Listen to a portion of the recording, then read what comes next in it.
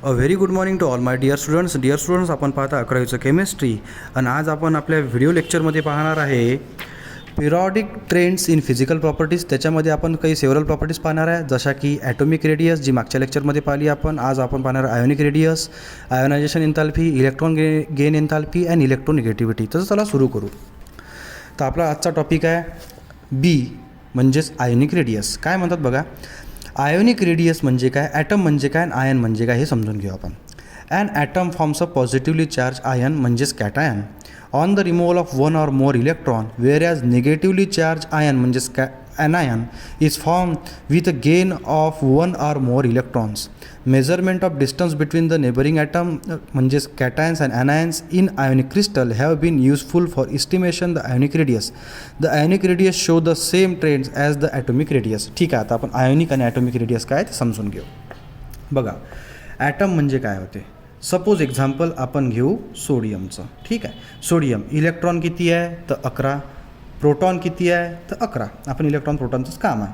हे nucleus suppose, आणि हा फर्स्ट शेल, हा सेकंड शेल आणि हा थर्ड शेल. फर्स्ट शेलमध्ये किती इलेक्ट्रॉन्स आहेत 2, सेकंडमध्ये किती आहे 8 आणि याच्यामध्ये किती आहे तर 1. म्हणजे किती ॲटॉमिक साईज ज्याची काय झाली, रेडियस काय झाली या न्यूक्लियसपासूनचे आउटरमोस्ट शेलपर्यंत ह्याची जे काय झाले ते ॲटॉमिक रेडियस झाली.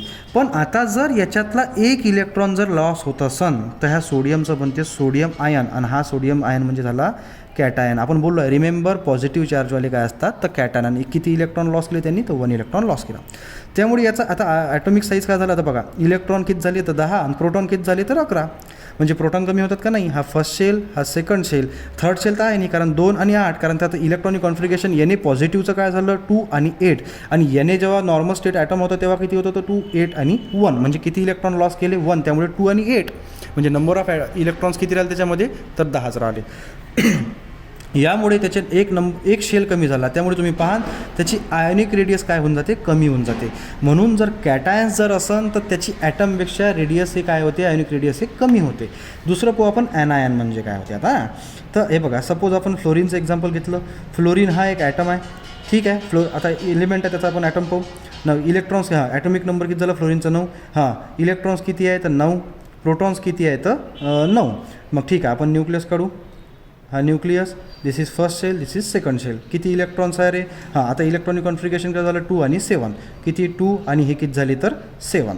हां, आता ह्यात जर का एफनं एक इलेक्ट्रॉन जर का गेन केला तर एक इलेक्ट्रॉन गेन केल्यानंतर काय होईल, आपण इथं डबल लिहू. नाव F plus 1 electron gives F negative. हा ॲटम आहे आणि हा जो निगेटिव्ह चार्ज आहे हा आयन झाला. आणि कोणता आयन झाला तर हा झाला ॲनायन. निगेटिव्हली चार्जवाले काय असतात तर ॲनायन. मग आता याचं ॲटॉमिक स्ट्रक्चर जर आपण पाहिलं, this is nucleus, this is first shell, this is second shell. No doubt number of shells तेवढेच आहे, पण आता याच्यामध्ये लास्ट शेलला किती इलेक्ट्रॉन्स आहेत तर 8, आणि इथं किती आहे तर 2. तर याचं इलेक्ट्रॉनिक कॉन्फिगरेशन एफ असताना किती होतं 2 आणि 7. तर याचं इलेक्ट्रॉनिक कॉन्फिगरेशन किती झालं आता 2 आणि 8, म्हणजे एक इलेक्ट्रॉन वाढला. त्यामुळे इथं रिपल्शन होऊन राहिलं. रिपल्शन झाल्यामुळे, आणि तसंही आपण जर इथं पाहिलं जेव्हा एफ निगेटिव्ह असते त्याच्यामध्ये इलेक्ट्रॉनची संख्या 9 आणि प्रोटॉनची संख्या किती आहे, इलेक्ट्रॉनची संख्या 10 आणि प्रोटॉनची संख्या किती आहे तर 9. म्हणजे प्रोटॉन कमी पडले आणि इलेक्ट्रॉन जास्त झाले. त्यामुळे इंटर इलेक्ट्रॉनिक रिपल्शनमुळे याची ॲटॉमिक साईज हे एफपेक्षा मोठी असते. म्हणून त्यांनी काय म्हटलं आहे, a cation is smaller than atom, म्हणजे सिम्पल ॲटम. आपण जर म्हटलं का हा तर हा एन ए आहे आणि हा एन ए पॉझिटिव्ह आहे, तर ह्या दोघांपेक्षा ह्या दोघांच्या ॲटममध्ये सगळ्यात जास्त मोठी साईज कोणाची तर याची. ठीक आहे, आणि जर का आपण म्हटलं इकडे एफ आणि एफ निगेटिव्ह, तर सगळ्यात मोठी साईज कोणाची आहे ती याची. ठीक आहे, हे असं. नाव from which it is form because it contains fewer electron than the atom, म्हणजे ॲटमपेक्षा 1-2 इलेक्ट्रॉन त्याचे कमी असतात. जे 1-2 जेवढे इलेक्ट्रॉन कमी होईल तेवढा त्यांच्यावर पॉझिटिव्ह चार्ज येतो. Through the nuclear charge is the same as the result the shielding effect is less and effective nuclear charges is larger with in a cation. ठीक आहे, हे तर आमच्या लक्षात आलं आहे. आता नाव आता पुढचं पाहू. An anion has a larger radius than the corresponding atom. आता आपणच पाहिलं आपण ॲनायन जो आहे त्याची ॲटॉमिक आयोनिक साईज हे त्याच्या रिस्पेक्टिव्ह ॲटमपेक्षा ही काय राहते, स्मॉल राहते. ठीक आहे, तर काय म्हणतात ते, it has more number of electrons than the atom. These additional electrons result in the increase electronic repulsion आणि decrease the effective nuclear charges and in turns the increasing size. जसं आपण बोललो, जसं 2 एक्झाम्पल पाहिले आपण. हा झाला ॲटम, हा झाला आयन म्हणजे कॅटायन, हा झाला ॲटम, हा झाला आयन म्हणजे ॲनायन. ॲनायनची साईज त्याच्या रिस्पेक्टिव्ह ॲटमपेक्षा मोठी असते आणि कॅटायनची साईज त्याच्या विथ रिस्पेक्ट टू ॲटमपेक्षा ही लहान असते. ठीक आहे. Some of the ions contain the same number of electrons called as the isoelectronic species. Isoelectronic species म्हणजे कोणत्या स्पीसीज? ज्या स्पीसीजमध्ये नंबर ऑफ इलेक्ट्रॉन दोनमध्ये सारखे राहतात. जसं आता पाहून घ्या, तुम्ही निऑन घ्या. निऑन ॲटॉमिक नंबर किती आहे? तर 10, म्हणजे इलेक्ट्रॉन किती झाले? तर 10. आणि फ्लोरीन निगेटिव्ह घ्या. इलेक्ट्रॉन किती झाले याच्यामध्ये? ते इलेक्ट्रॉन झाले 10. फ्लोरीनमध्ये 9 आणि फ्लोरीन निगेटिव्ह म्हणजे 10, त्यामुळे किती झाले? 10. तर ह्या ज्यांच्यामध्ये इलेक्ट्रॉनची संख्या सारखी असते, मग तो कॅटायन असो का ॲनायन असो का ॲटम असो, त्याला आपण म्हणतो असतो आयसो इलेक्ट्रॉनिक स्पीसीज. जसं सोडियम पॉझिटिव्ह घ्या आणि निऑन घ्या. निऑनची इलेक्ट्रॉनिक कॉन्फिगरेशन किती आहे? ॲटॉमिक नंबर किती आहे? तर 10, त्यामुळे इलेक्ट्रॉन किती झाले? तर 10. आता सोडियममध्ये तसे तर 11 इलेक्ट्रॉन आहे, पण एक पॉझिटिव्ह चार्ज आहे म्हणजे एक इलेक्ट्रॉन लॉस केला, त्यामुळे इलेक्ट्रॉन किती झाले? तर 10. त्यामुळे हे दोन्ही इलेक्ट्रॉन्सची संख्यांची सारखी आहे, त्यामुळे ह्या दोन्हीही जे पेअर आहे हे आयसो इलेक्ट्रॉनिक स्पीसीजमध्ये मोडतात. ठीक आहे. The actual nuclear charges in the isoelectronic species are however different. The radii of the isoelectronic species vary according to the actual nuclear charges. म्हणजे त्यांचे जे ॲटॉमिक साईज आहे त्यासुद्धा त्यांच्या इफेक्टिव्ह न्यूक्लिअर चार्जेसवर राहतात.